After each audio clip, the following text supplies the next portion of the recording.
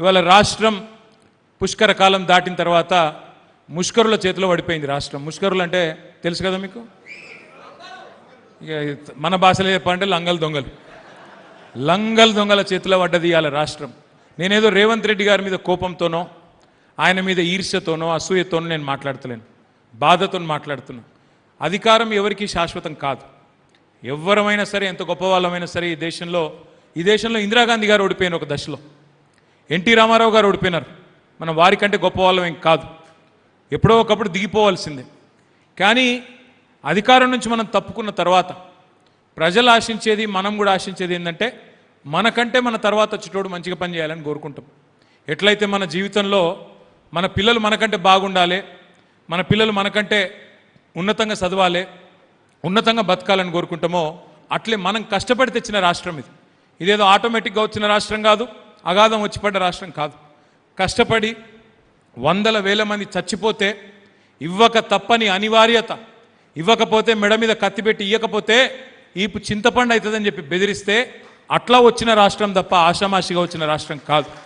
అందుకే ఈ రాష్ట్రంలో మరి తప్పులు జరిగినా, బాధపడ్డా, ప్రజలు కష్టపడ్డా, అందరికంటే ఎక్కువ దుఃఖపడేది, అందరికంటే ఎక్కువ బాధపడేది ఎవరి గుండె అంటే మన నాయకుడు కేసీఆర్ గారి గుండె. ఇవాళ ఆయన తల్లడిల్లిపోతూ ఉన్నాడు. అధికారం లేక కాదు, అధికారం ఏముంది, ఆయన చేసిన పదవి అదేం కొత్తది కాదు. మళ్ళా గెలిస్తే మళ్ళా అదే పాత పదవి వస్తుంది కేసీఆర్ గారికి, కొత్తదేం కాదు. 10 ఏళ్ళు ముఖ్యమంత్రిగా పనిచేసినారు కేసీఆర్ గారు. కానీ ముఖ్యమంత్రిగా అంటే ఆయన ఏదో దాన్ని ఆషామాషిగా చేయలేదు, ఒక తపస్సులాగా చేసిండు. ఇవాళ మన సిరిసిల్ల ప్రాంతమే ఒక గొప్ప ఉదాహరణ. మనది కార్మిక, కర్షక, ధార్మిక క్షేత్రం మన రాజన్న సిరిసిల్ల జిల్లా. రాజరాజేశ్వర స్వామి దేవాలయం ఉంటుంది వేములవాడలో. మొత్తం ఈ ప్రాంతం అంతా కూడా మెట్ట ప్రాంతం, నీళ్లు లేని ప్రాంతం, నీళ్లు ఉండి కూడా వాడుకోలేని ప్రాంతం. అప్పుడెప్పుడో నిజాం నవాబు కట్టిన అప్పర్ మానేరు తర్వాత ఒక్క ప్రాజెక్టు లేదు, ఒక్క చెరువును బాగు చేసింది లేదు, కనీసం ఈ ప్రాంత రైతాంగాన్ని పట్టించుకున్న పరిస్థితి లేదు. నక్సలిజం, శాంతి భద్రతల సమస్యలు, నేత కార్మికుల ఆత్మహత్యలు అల్లాడిపోయిన ప్రాంతం సిరిసిల్ల. అట్లాంటి రాజన్న సిరిసిల్ల 10 ఏళ్లలో ఎక్కడి నుంచి ఎక్కడికి వచ్చిందో ఒక్కసారి యాద్ చేసుకోమని చెప్పి నేను కోరుతా ఉన్నా. కేసీఆర్ నాయకత్వంలో ఎక్కడి నుంచి ఎక్కడికి వచ్చినాం. ఒక తాలూకా కేంద్రమైన సిరిసిల్ల జిల్లా కేంద్రం అయ్యింది. విద్యాలయాలకు ఆలవాలంగా మారింది. ఒక వ్యవసాయ కళాశాల, వ్యవసాయ పాలిటెక్నిక్ కళాశాల, ఒక ఇంజనీరింగ్ కళాశాల, ఒక మెడికల్ కళాశాల, ఒక నర్సింగ్ కళాశాల, డిగ్రీ కాలేజీలు, జూనియర్ కాలేజీలు అయితే లెక్కనే లేదు, అన్నీ తెచ్చుకున్నాం. అట్లాగే మన పట్టణాన్ని బాగు చేసుకున్నాం, నేతన్నల బతుకులు బాగు చేసుకున్నాం. బతుకమ్మ చీర కాన్సెప్ట్ కూడా రేవంత్ రెడ్డికి అర్థం కాలే. నేను అసెంబ్లీలో చెప్పిన, అయ్యా కోపం ఉంటే నా మీద్ది, కోపం ఉంటే నా మీద 2 కేసులు ఎక్కువ పెట్టు, నేను బాధపడా, తట్టుకుంటా, శక్తి ఉంది, కొట్లాడతా. కానీ మా నేత కార్మికుల మీద పగబట్టకు, నేను వాళ్ళకు మంచి చేసే ప్రయత్నం చేసిన తప్ప చెడు చేయలేదు అని సంజాయించే ప్రయత్నం చేసిన. వినలేదు. ఇన్లేదో కుంభకోణం జరిగింది, అన్లేదో జరిగింది, ఇక్కడేదో దోపిడీ, అక్కడేదో దోపిడీ. అసలు ఆయనకు బతుకమ్మ చీర ఐడియా కూడా లేదు. బతుకమ్మ చీర ఎందుకు పెట్టిండు కేసీఆర్ గారు? నేతన్నలకు బతుకివ్వడం, మన ఆడబిడ్డలకు ఒక చిన్న కానుకీయడం. చచ్చిపోతున్న నేతన్నలు, తల్లడిల్లుతున్న నేతన్నలు. జీవన్ రెడ్డి నాకు తెలుసు, ఉమ్మడి కరీంనగర్ జిల్లాకు నాయకత్వం వహించిన నాయకుడు ఆయన. ఆయనకు ఐడియా ఉంది ఇక్కడ ఎన్ని ఆత్మహత్యలు జరిగినాయి, ఎంత ఇబ్బంది ఉండే. మరి అట్లాంటి పరిస్థితుల్లో ప్రభుత్వాలకు అర్థం కాంది ఏంటి అంటే, ఇక్కడ ఉన్నది పరిశ్రమ అంటారు, ఇండస్ట్రీ అంటారు, టెక్స్టైల్ ఇండస్ట్రీ అంటారు. ఇక్కడ ఉన్నది టెక్స్టైల్ ఇండస్ట్రీ కాదు, ఇక్కడ ఉన్నది విద్యుత్ ఆధారిత కుటీర పరిశ్రమ.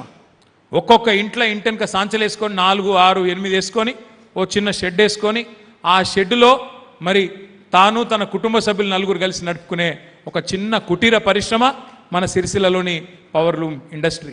నాకు కూడా 2009 దాకా తెలియదు.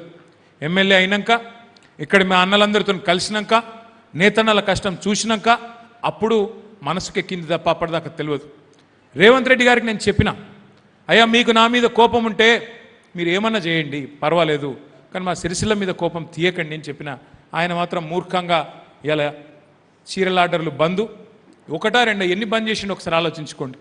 కేసీఆర్ కిట్ బంధు, బతుకమ్మ చీర బంధు, పిల్లలకు బ్రేక్ఫాస్ట్ బంధు, ఆఖరికి రైతు బంధు కూడా బంద్ అయిపోయింది. ఇవాళ కేసీఆర్ గారు చెప్పిన ముందే, అన్న వస్త్రానికి పోతే ఉన్న వస్త్రం పోతుంది, మీరు దయచేసి మోసపోకండి, గోసపడతాము, ఆగమాగం ఓటేయకండి అని చెప్పిండు. సరే, మీరు సిరిసిల్లలో మీరు విన్నరు, కేసీఆర్ గారి మాట విన్నరు. విని మళ్ళా కేసీఆరే ముఖ్యమంత్రి కావాలి, ఏమైనా ఉంటే చిన్న చిన్న పొరపాట్లు ఉంటాయి, మనుషులం కాబట్టి ఉండొచ్చు, కానీ కేసీఆర్ మంచి చేసిండు, మాకు సముద్రమే తెచ్చి మా తంగలపల్లి బ్రిడ్జ్ కిందికి తెచ్చిండు కేసీఆర్ అని చెప్పి మీరందరూ, ఈ ప్రాంత రైతన్నలు, ఈ ప్రాంత నేతన్నలు మీరందరూ మళ్ళీ దయదలిచి నాకు ఓటేస్తే నేను గెలిచి 5వసారి మీ ఆశీర్వాదంతో ఎమ్మెల్యే అయినా. ఇవాళ నేను మీ అందరినీ ప్రార్థించేది ఒకటే, రాజకీయంగా ఎవరు ఏమవుతారు, ఎవరు ఏ పదవి వస్తుంది, అది మీ దయ ఉంటే ఏదైనా అవుతుంది. వాస్తవం ఏంటి అంటే ఇవాళ తెలంగాణకు కేసీఆర్ గారి నాయకత్వం ఖచ్చితమైన అవసరం ఉంది. కేసీఆర్ గారికి ముఖ్యమంత్రి పదవి అనే దానికంటే తెలంగాణకు ఇవాళ కేసీఆర్ నాయకత్వం ఖచ్చితంగా ఈ సందర్భంలో క్లిష్టమైన టైంలో అవసరం ఉన్నది. ఇదేదో నేను ఉత్తగానే చెప్తలేను, చూస్తున్నాం రైతుల పరిస్థితి.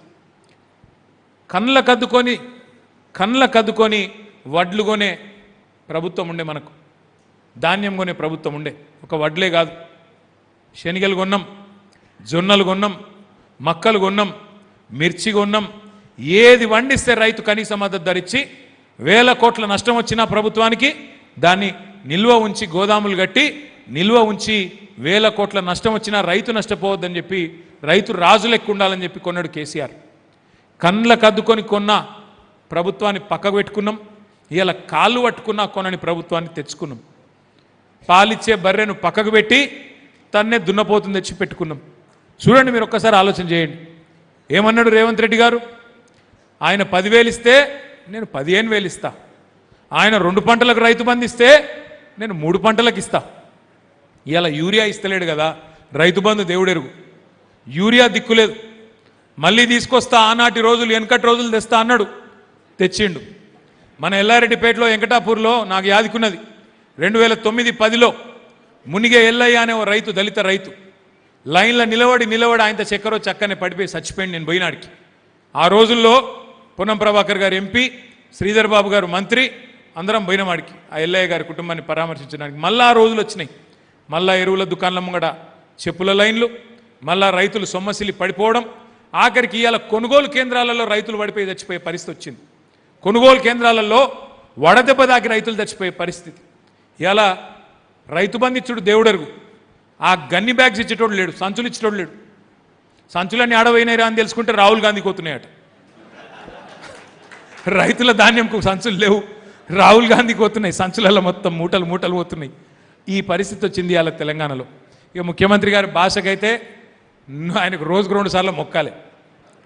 ఎన్నడిలే నేను ఇటువంటి ముఖ్యమంత్రి మాటలు ఇసొంటోనైతే నేను ఎవరిని చూడలే. చాలామందిని చూసిన నేను కూడా, నాకు కూడా 50 ఏళ్ళు ఇప్పుడు. ఎన్టీ రామారావు గారిని చూసిన, తర్వాత చెన్నారెడ్డి గారిని చూసిన, జనార్దన్ రెడ్డి గారు, విజయభాస్కర్ రెడ్డి గారు, రోసయ్య గారు, చంద్రబాబు నాయుడు గారు, రాజశేఖర్ రెడ్డి గారు, కిరణ్ కుమార్ రెడ్డి గారు, కేసీఆర్ గారు, ఇంతమందిని చూసినా ఆఖరికి సన్నాసిని చూస్తున్నాయి ఇప్పుడు. ఏం మాటలు అవి, ఎంత గలీజు మాటలు.